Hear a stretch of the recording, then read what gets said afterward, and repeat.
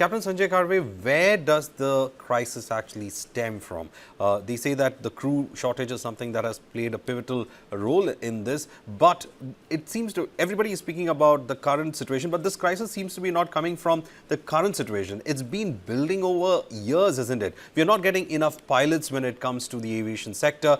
Poaching is something that has been happening. Pilot fatigue is being reported. So it's been building up. This is just a symptom of what is exactly happening, isn't it?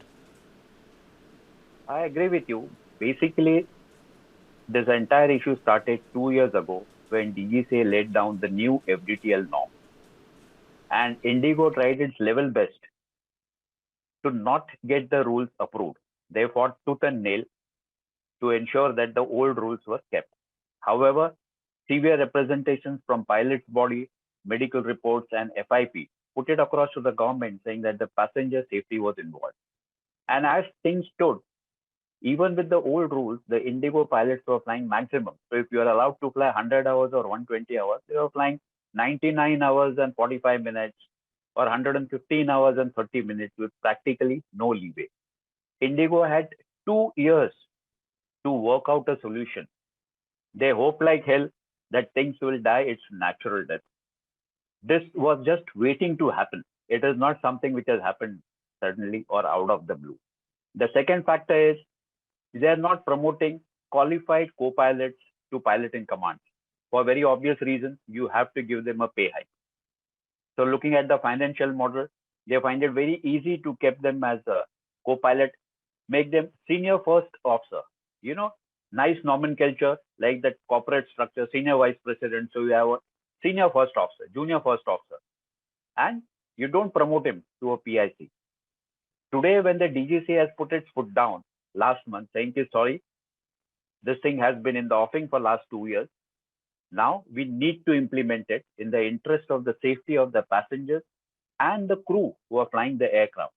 And IndiGo has suddenly found itself on the wrong foot. They really don't know what to do. This was waiting to happen.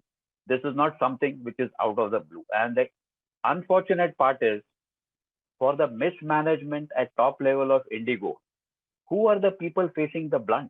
It is on the ground staff. They have got nothing to do with this management, but it is the staff on the counter, staff on the call center.